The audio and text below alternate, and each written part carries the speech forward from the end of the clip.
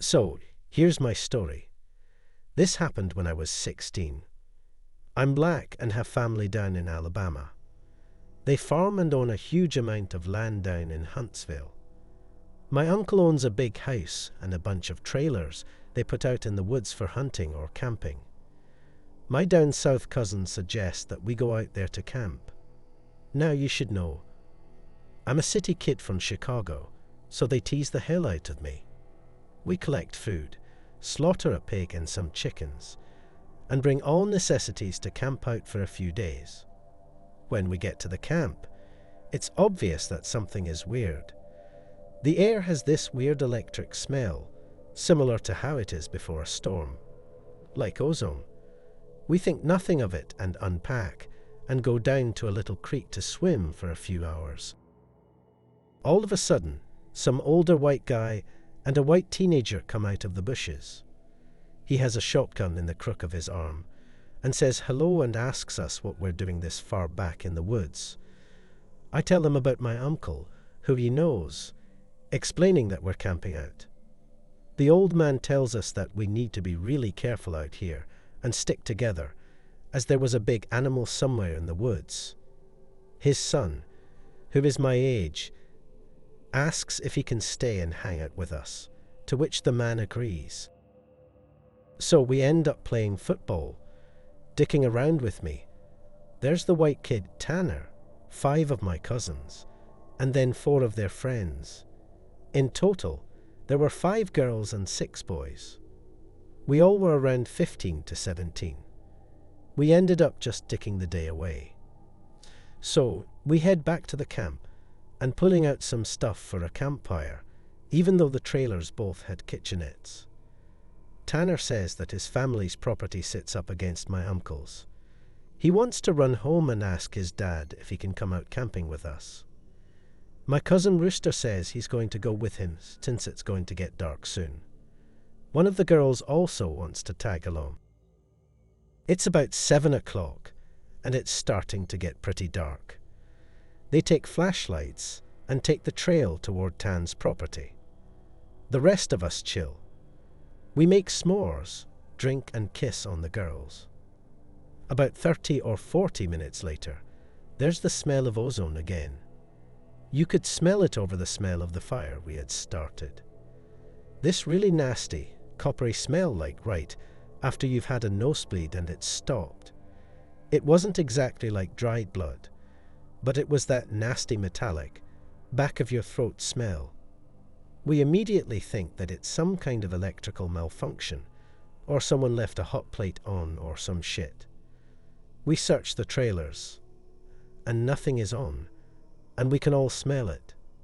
Suddenly, we can hear people booking down the path toward us, and Rooster, Tan and the girl all come running into the clearing, out of breath. And they don't even break stride.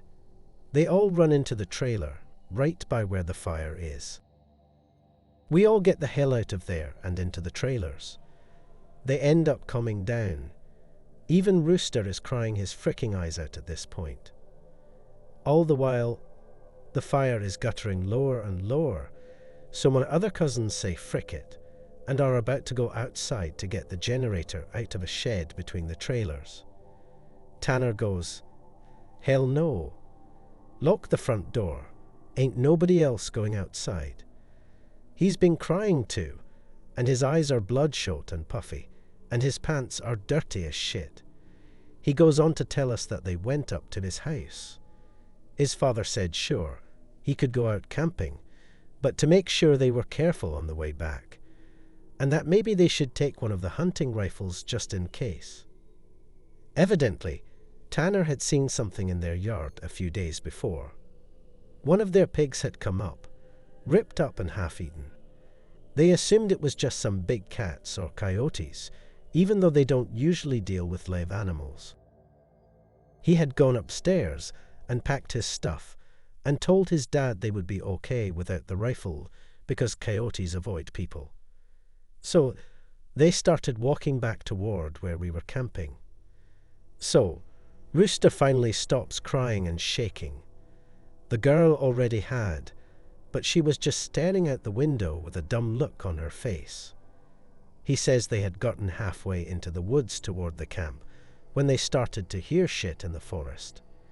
It was almost pitch black by this time, so they weren't sure at first what the hell it was. The girl says that she heard something in the bushes right off the trail, and they all beamed their flashlights over there, and there was someone standing back in the woods in a little hollow. Rooster said they shouted at him and told him that he was scaring the hell out of them, and what a dick he was. He says that's when he realized that the guy was facing away from them. So they keep walking, and they start smelling the nasty coppery ozone smell. They say that they look off into the forest on the opposite side, and it's a dude standing in the forest, backwards slightly closer to the path. So now they start power walking, and Tan keeps going. I should have taken the goddamn rifle. As they're telling the story, the smell is still super strong even inside the cabin. They say that after they started walking faster, a kind of low gibbering had started coming from both sides of the wood. And as they started booking it back to the trailer, the girl said she had flashed her flashlight out into the woods to the side of them and had seen something jerking itself through the woods.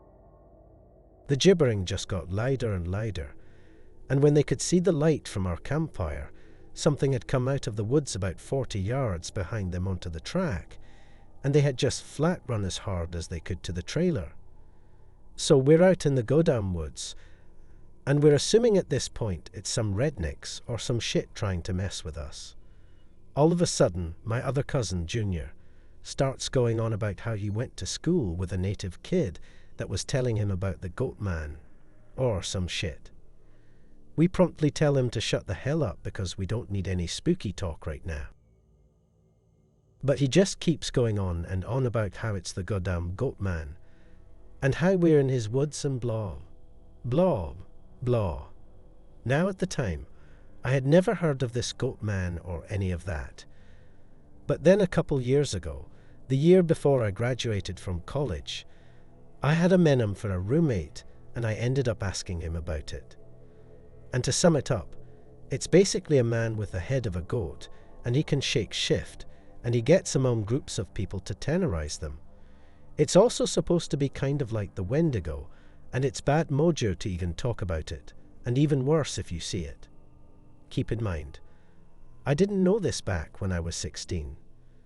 So my cousin is going, the Goatman's going to get in and fricking get us. The girls are all terrified, and my cousins and I are all trying to figure out if it's just some hillbillies or if it's some animal. So, all of a sudden, the smell just goes away.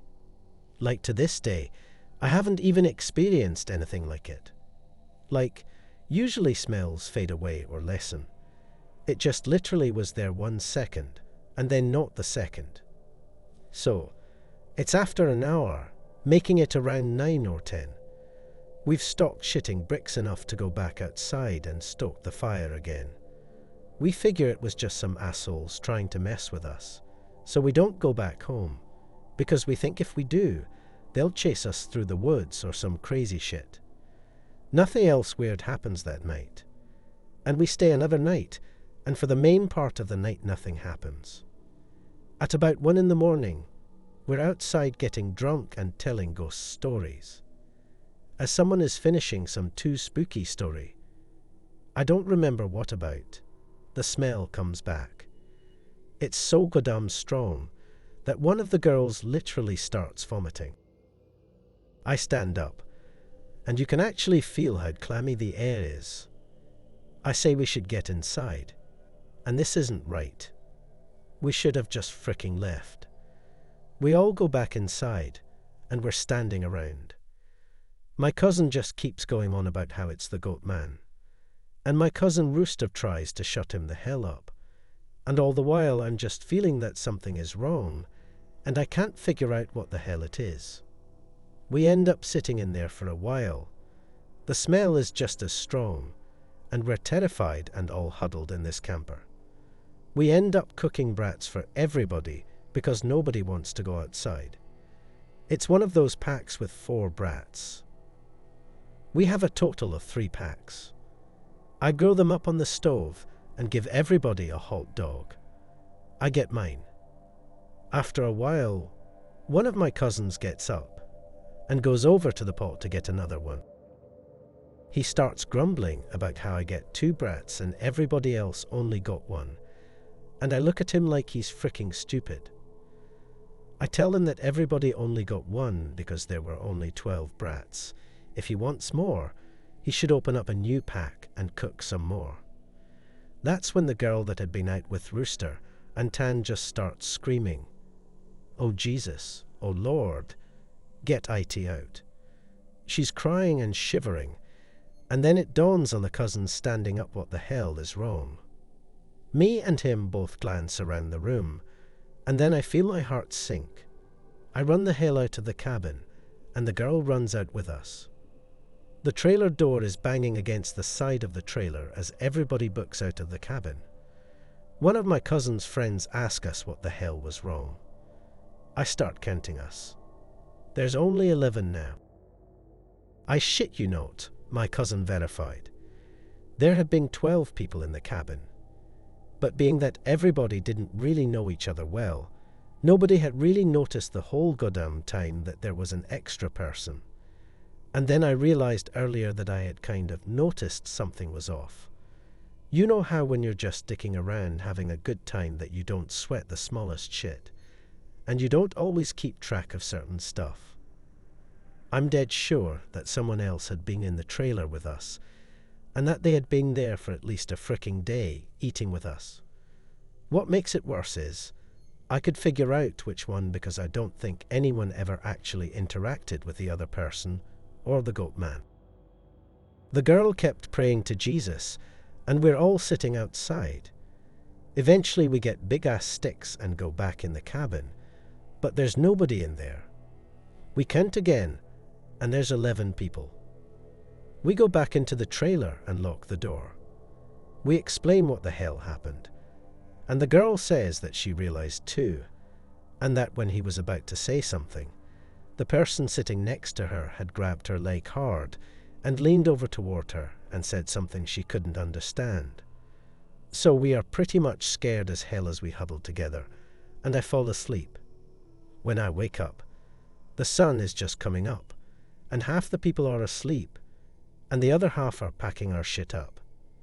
We all want to walk back home, but like 4 people want to stay until the sun is all the way up.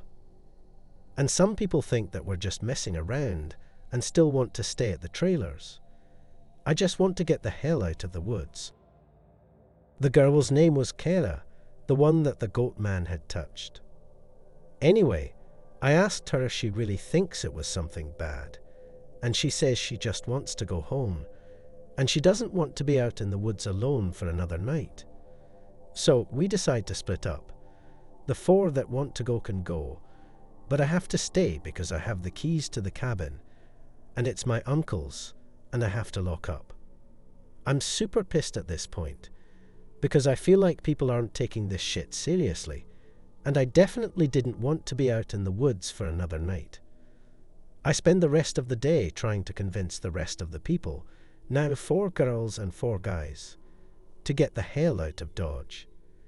Tanner leaves with them to go get a rifle and says he's going to be back. So, there are just 7 of us left by 4 p.m. At around 5 p.m. he hasn't made it back yet, and we're getting extremely antsy. And the only reason I stopped begging them to go back was because he went to get a gun. It's about 5:30 p.m. or so, when the one cousin that did stay says that the girl Kenna is outside. We all look outside, and sure enough, she's standing by the fire pit with her back to the cabin. I'm thinking to myself, if she was so darn scared, why the hell would she come back? And then I get this nasty feeling in my gut. Keep in mind, the whole time the coppery smell has been gone. Now I realize I can smell just a twinge of it. I say this to the rest of them and everybody. And these are the people that wanted to stay in the goddamn woods after we had the goddamn Goatman in our midst, is laughing at me and asking if I set this up to scare them. I'm looking at them like, I'm not freaking bullshitting you at all right now.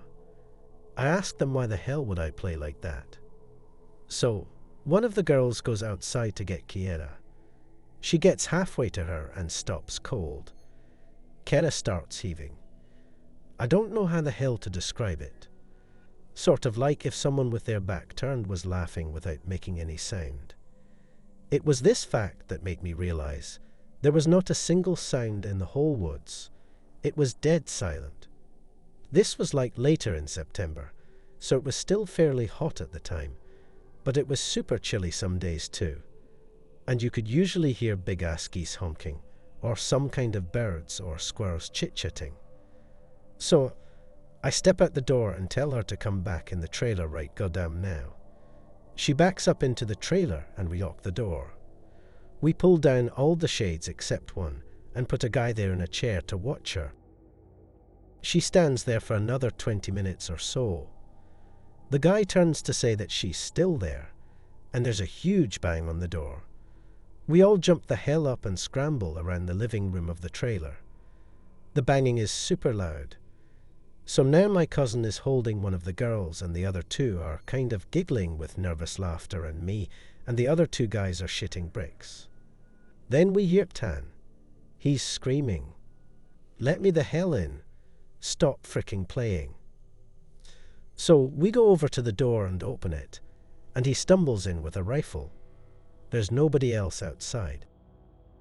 Evidently, he had walked up to the campsite. Nothing weird happened in the forest, but he had seen a girl. Mind you, he said it was not Kiera standing there. When he had gotten to the edge of the clearing, she had turned toward him with a slack-jawed look and just stared him down, slowly tracking him as he walked around the outside of the clearing towards the camp.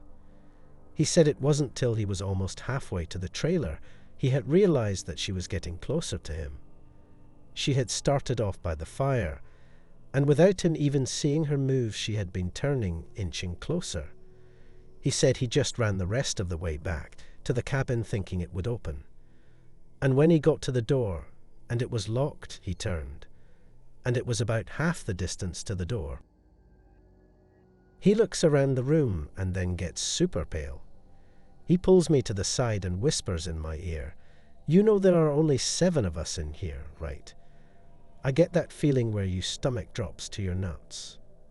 It had been back inside the trailer while we were sorting out who was going where, and then when we all went outside to talk earlier in the day, it has just slipped right back in.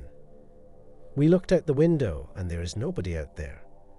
So we recount everyone, and then basically, I go over and ask everyone how many people were here earlier.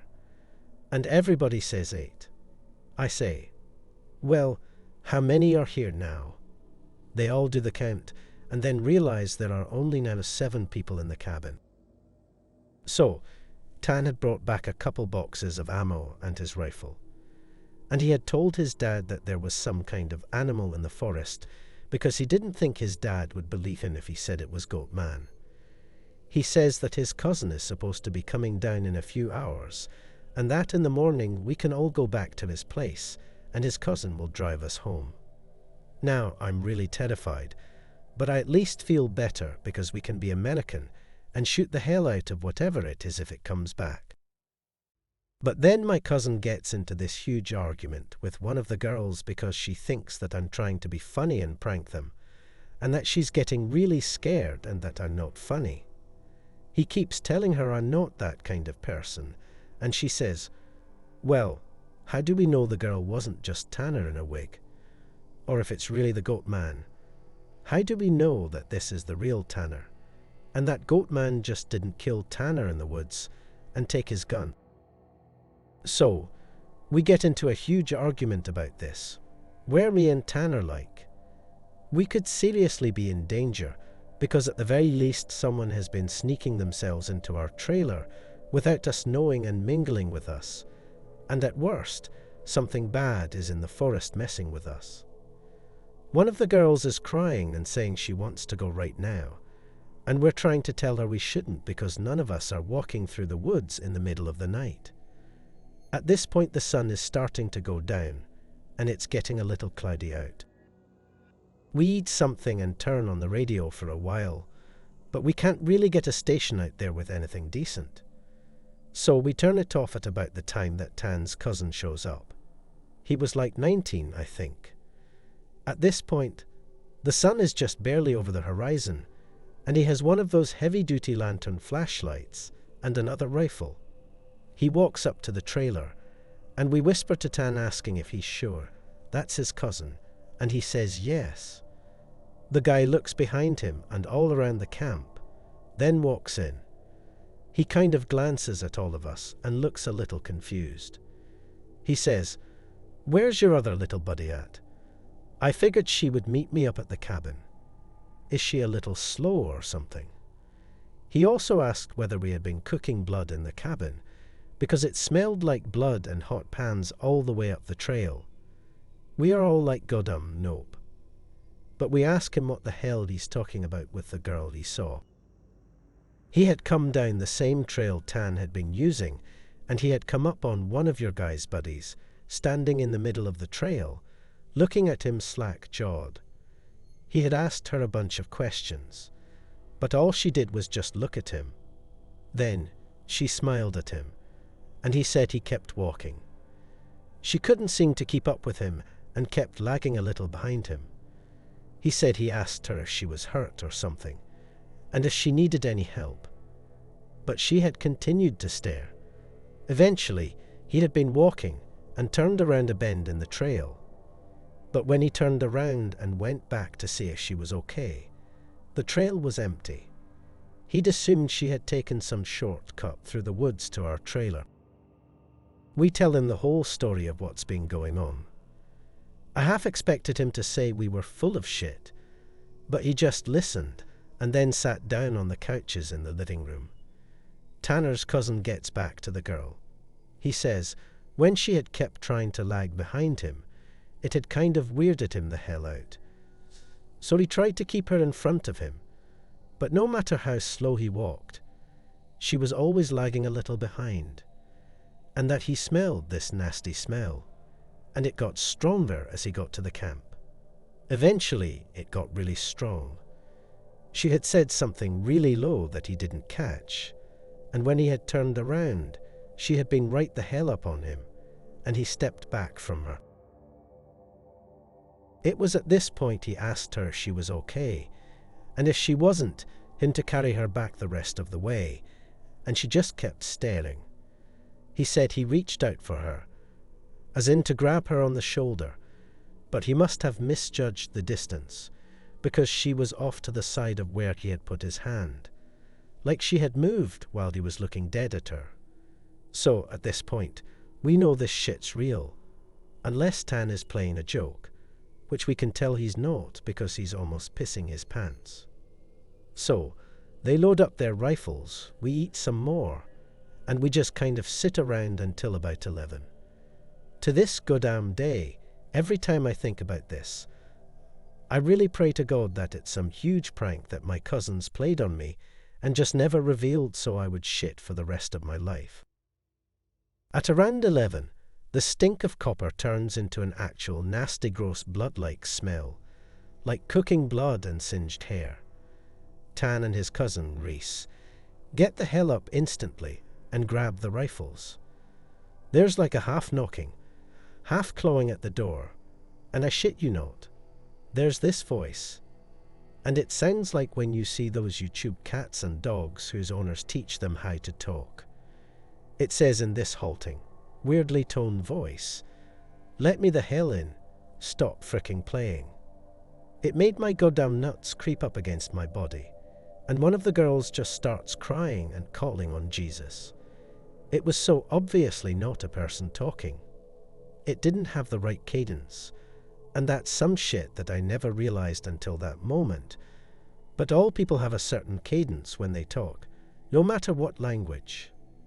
All people have a certain kind of rhythm to talking. This shit didn't have any kind of cadence or rhythm. One of those YouTube cats, that's what the crap it sounded like outside the door. So now I'm in full-on tenor mode.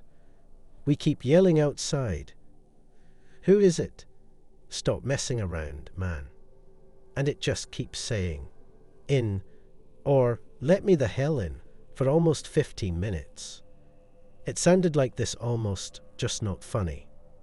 Sorry for being on a tangent, but if you can't imagine how this shit sounded, then you can't imagine how messed up the whole situation was.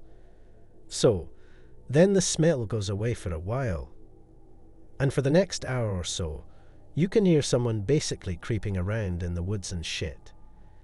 Every couple minutes it'll come back into the door and say something. Finally, when the smell fades away, it's around 2 in the morning right now. Hes says, "Man, frick this," and opens the door and walks outside with his rifle. He fires a shot into the air and says something to the effect of, "In the name of Jesus Christ, go away." He fires 2 more times, and then from the woods right up against the river across from the trailer, it sounds like something is slowly jabbering and hooting. Then it starts screaming, and it sounds almost like a woman and a cat in a bag screaming together. Like, I seriously have never heard any shit like that. And you can hear the brush over that way start to shake. Hes fires over into the tree line, and then starts backing into the house. We lock the door, and we can hear this shit keening and screaming. Hes says something had come out of the bushes, super low to the ground and crawling toward the cabin. He had shot at it. Pretty much, that was how the rest of the night went. It was literally screaming constantly for the next 2 hours, and we could hear shit moving out into the tree line. But it never came back up to the cabin until everyone had finally fallen asleep. Tan had been sitting in the chair watching the door with his rifle. Nobody else heard or saw this, and he told me 2 days later, after the whole thing was over. He said he had been nodding off after the screaming and noises finally stopped, and he had been almost asleep when he saw someone come out of the bathroom and then lay down in the middle of the floor and go to sleep. He just assumed it was one of us, and he had nodded off. Then he said he kind of realized something was wrong, and while pretending to be sleeping, he counted us. There were 9 people in the cabin. He basically didn't want to try to shoot at the goddamn thing in the cabin and have it kill us all then and there, or have Hes wake up and start shooting, and then we kill ourselves. So, he just stayed awake all night, pretending to be asleep. He said sometimes it would stand up and kind of do this weird jittery thing, or heave like it was laughing. But then it would lay back down. The story closes pretty weak, because from my perspective nothing happened. We woke up, and I noticed that Tan was a little jittery, and that he was avoiding looking at all of us. But we ate some breakfast, packed up, and started walking to his house. He stayed last in the cabin, and said he'd lock up and bring me my uncle's keys, to just start walking, and he'd catch up, which I didn't really want to do. We got a little bit up the path, and when he came running up, basically we just jogged back to his house. His cousin took us home. There was a window in the bathroom. Tan had gone back to lock up and looked in there. We were too stupid to lock a screenless window. The window was up when he went in there. I'm guessing it had been doing that all along, waiting for us to fall asleep or slip up and then getting in among us. It walked with us all the goddamn way back to his house, and then he said it lagged to the back of the group and looked him dead in the eyes before walking into the woods.